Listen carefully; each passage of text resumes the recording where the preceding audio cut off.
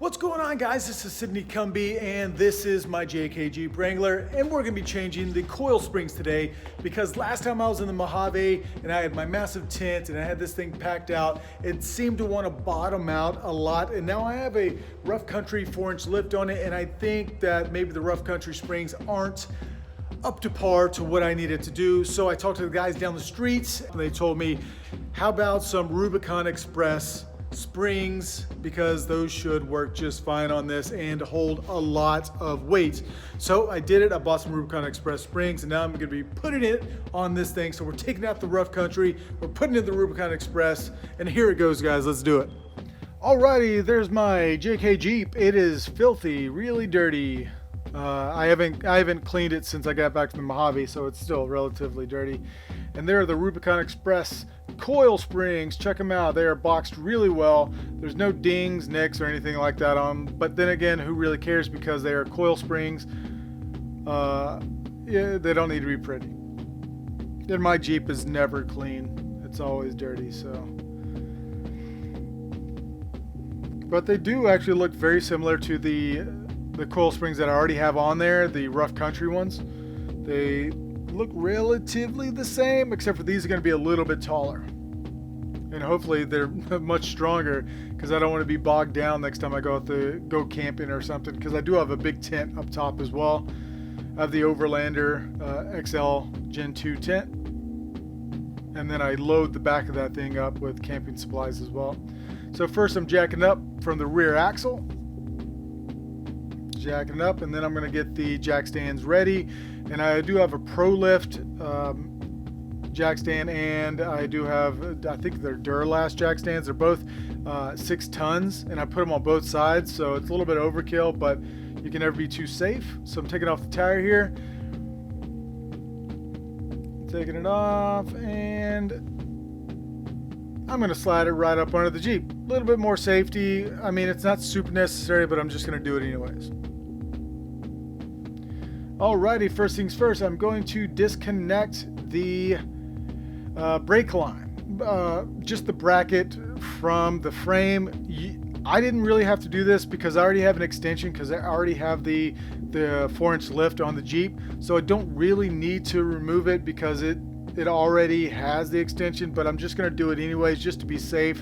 If I do need to move it or move it out of the way, I'm just going to disconnect the brake line. Now I'm disconnecting the sway bar as well. Now I just want to disconnect the sway bar so I can have it droop as low as possible on this side.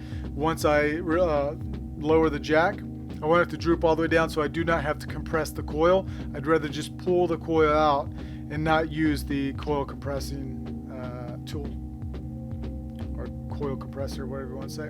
So I just move that out of the way. And then next up, I'm going to be disconnecting the shock as well. Now I am going to get new shocks. I haven't ordered them yet, but I do need to get new shocks. These are the rough country shocks. Don't necessarily love them, but I'm not changing them out today because I don't have them on me today. So I'm just going to do the coil springs, and that's it. So disconnecting that, boom, just move that out of the way. Nice. So everything is disconnected. We got the brake line, we got the sway bar, and now we got the shock. And now I'm lowering it. And now this is a sped up video, so I'm not lowering it super quick. I'm letting it go down really slow, just to be safe.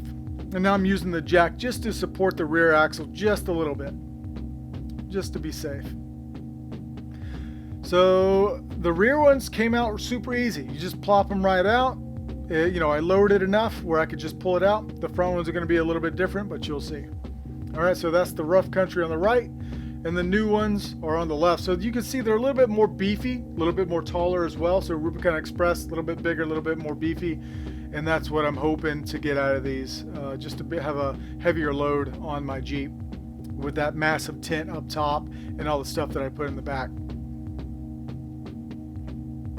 All right, and because these are a little bit bigger, a little bit taller, I have to get up under it, and I have to sort of push the spring up in there to make sure it fits, or to get it up in there correctly. You can see now I have to use a little bit of muscle.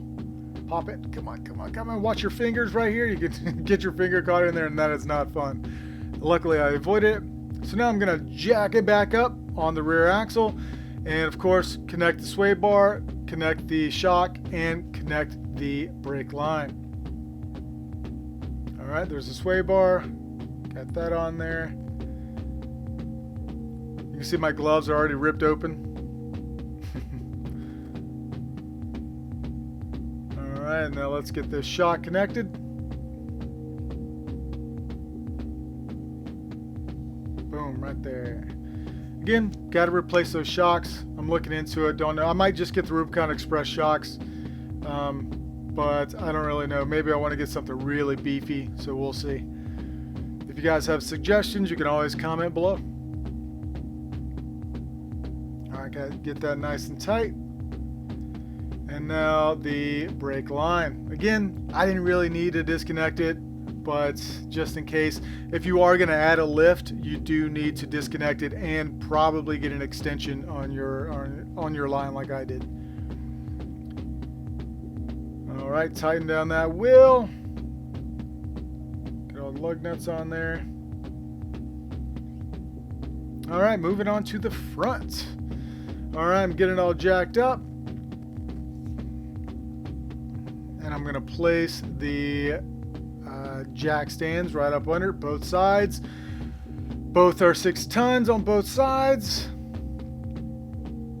And so I said that the front's going to be a little bit different because I had to use the coil compressors to get these springs out. So you'll see when I can take off this wheel right here.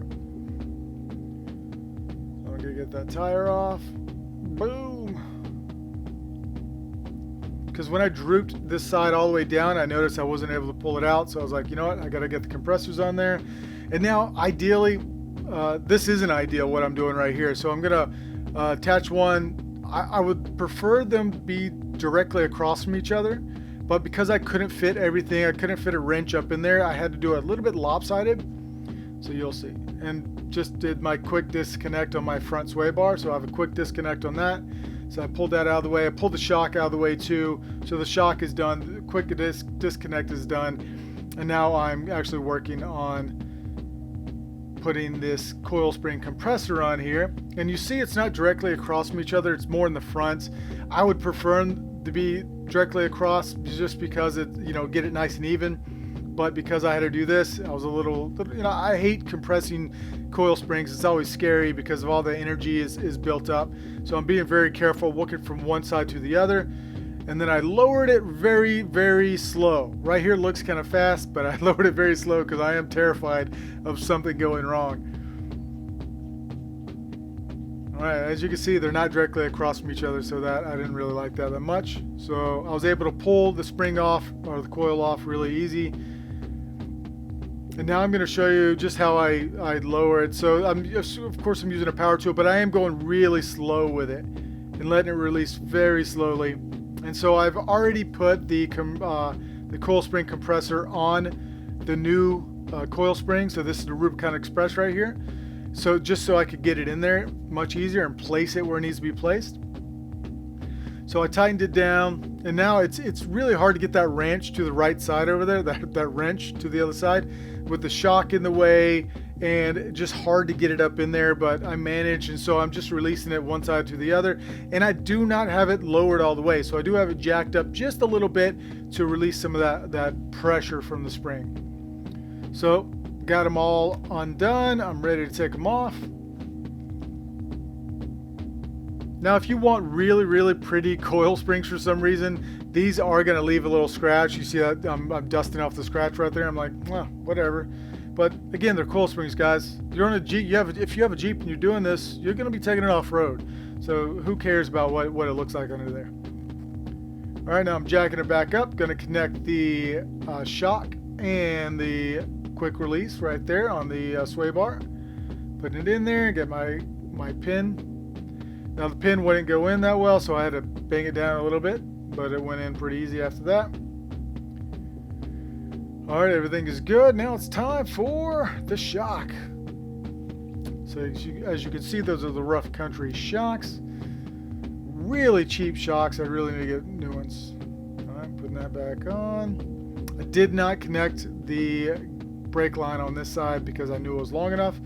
Now I'm cleaning it up a little bit. It is really dirty in there. I just wanted to clean up and really grease up everything. And I didn't clean it all, of course you can see, but I am going to wash it really soon, so I figure I can leave all the rest of that dirt in there. Now, just tighten down the wheel, and that's pretty much it. Changing out coil springs are really straightforward on a Jeep JK. If I got anything wrong or if I said something wrong, you guys let me know, because I've never changed them out on a Jeep JK before, and they're relatively easy. So I hope you guys got something out of this video, and make sure you subscribe. I'm gonna have many more of these videos coming up. And until next time, guys, catch you later. Bye.